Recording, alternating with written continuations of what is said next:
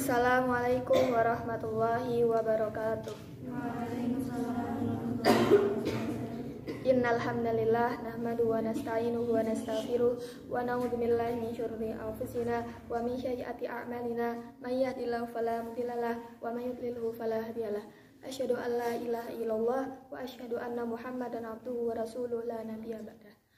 Pertama-tama marilah kita panjatkan puja dan puji syukur kehadirat Allah Subhanahu wa taala yang telah memberikan kita limpahan rahmat serta hidayahnya kepada kita sehingga kita dapat berkumpul di aula ini tanpa halangan suatu apapun. Yang kedua kalinya, sholawat bertangkaikan salam tetap tercurah kepada uswatun hasanah kita, beliau Nabi Agung Muhammad Sallallahu Alaihi Wasallam yang kita nantikan syafaatnya di yaumul akhir nanti. Perkenankanlah duduknya saya di sini ingin memberikan sedikit kultum yang berjudul 7 kunci kebahagiaan hidup menurut Ali bin Abi Thalib. Setiap manusia di hidupnya itu pasti ingin merasakan kebahagiaan. Bahkan perampok atau pencuri atau pembunuh itu rela melakukan hal-hal kejahatan demi sebuah kebahagiaan karena mereka bahagia dalam melakukan hal tersebut. Terus banyak orang yang mengatakan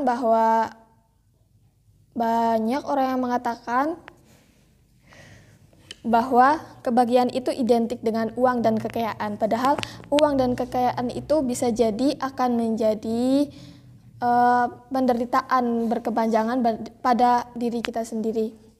Nah, bicara tentang kebahagiaan, sahabat Rasulullah SAW telah memberikan 7 kunci kebahagiaan yang harus kita terapkan dalam kehidupan sehari-hari akan menjadi insan-insan yang mulia. Yang pertama yaitu jangan membenci siapapun sekalipun ia menyalahi hakmu. Dari Abu Hurairah radhiyallahu anhu bahwa Rasulullah Shallallahu Alaihi Wasallam bersabda, pintu surga dibuka pada hari Senin dan pada hari Kamis. Lalu orang-orang yang tidak berbuat syirik diampuni dosa-dosanya, kecuali orang yang memiliki rasa kebencian terhadap saudara-saudaranya.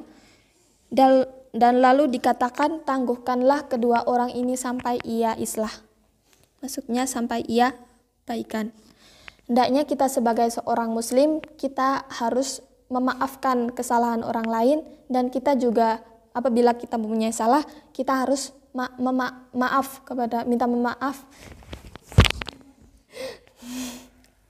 meminta maaf kepada orang lain.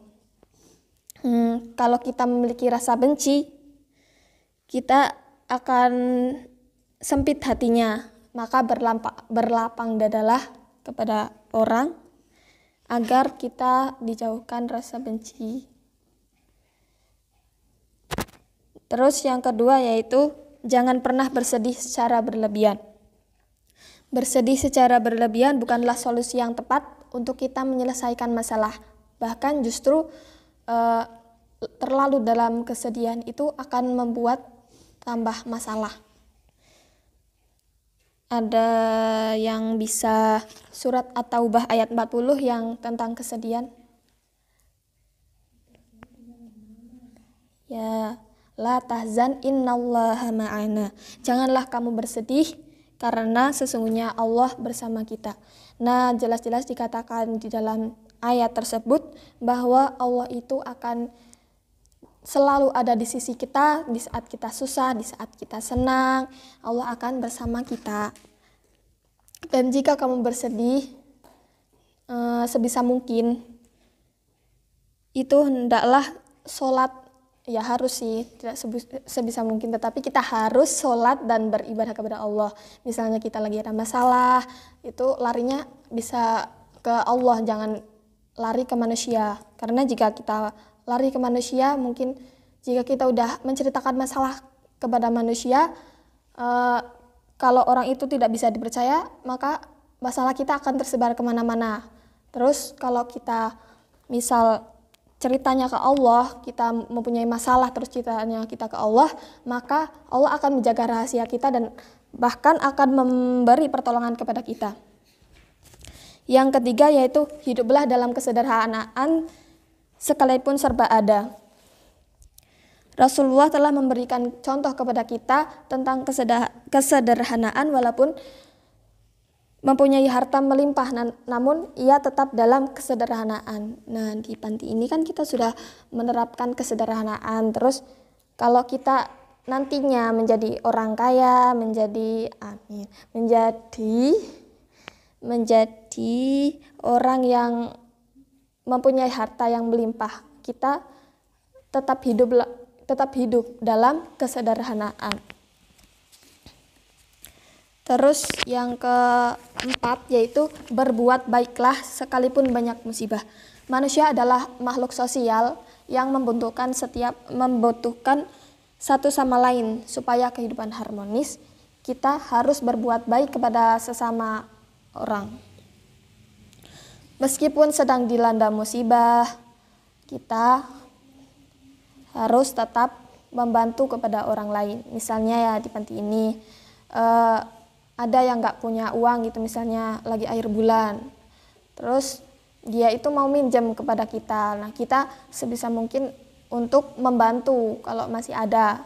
Nah, walaupun kita sedang tidak ada uang, karena waktu seperti itulah yang membuat kita mendapatkan rezeki yang berlimpah dari Allah Subhanahu wa taala. Yang kelima yaitu perbanyaklah memberi walaupun Anda sedang susah. Dari Abu Hurairah radhiyallahu anhu dan Abdullah bin Hubsyi al-Khosami mengatakan Nabi Shallallahu alaihi wasallam bersabda, pernah ditanya sedekah mana yang paling afdol. Terus jawabnya beliau, sedekah dari orang yang serba kekurangan. Hadis riwayat An-Nasa'i. Memberi sebagian harta yang kita miliki, sekalipun kita sedang susah, akan memberikan pelajaran kepada kita. Kita akan merasa bahagia ketika kita memberi kepada orang lain. Terus Allah itu akan melapangkan dada kepada orang-orang yang memberi apabila ia sedang dilanda kesusahan. Bahkan ada sahabat Nabi yang ia itu ketika tidur dan masih ada uang di kantongnya itu tidak tenang. Maksudnya tidak bisa tidur karena masih ada uang di dalam kantongnya dan dia ingin memberikan uangnya itu kepada orang-orang lain.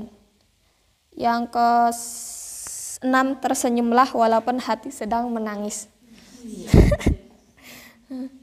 Dari Abu Dar radhiyallahu anhu, dia berkata, Rasulullah Shallallahu alaihi wasallam bersabda,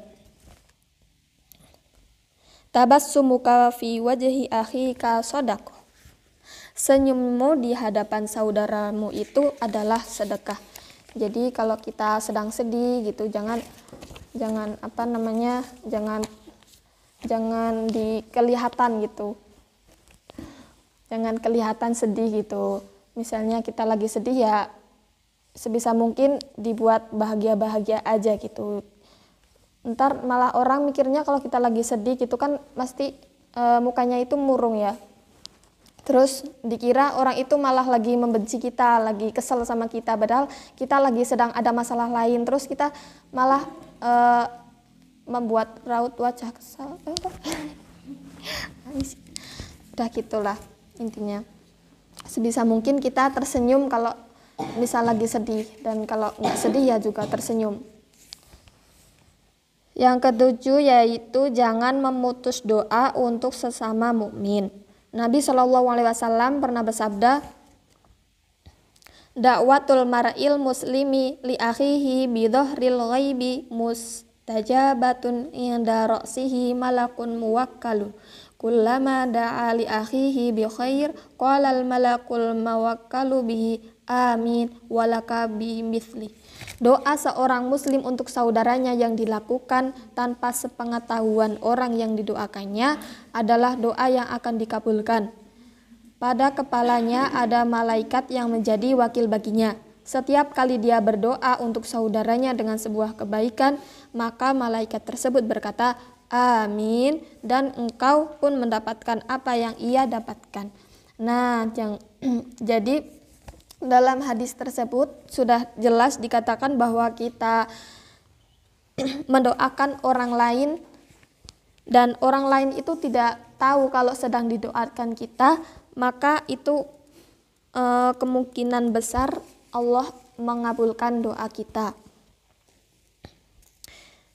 Janganlah memutus tali silaturahmi dan memutus doa untuk sesama muslim. Jadi itulah 7 kunci kebahagiaan dari sahabat Nabi, yaitu Ali bin Abi Thalib. Semoga menjadi pelajaran buat kita, dan itu sekian dari saya. Apabila terdapat banyak kekurangan, mohon dimaafkan. Syukron ala ihtimamikum fastabiqul khairat. Assalamualaikum warahmatullahi wabarakatuh.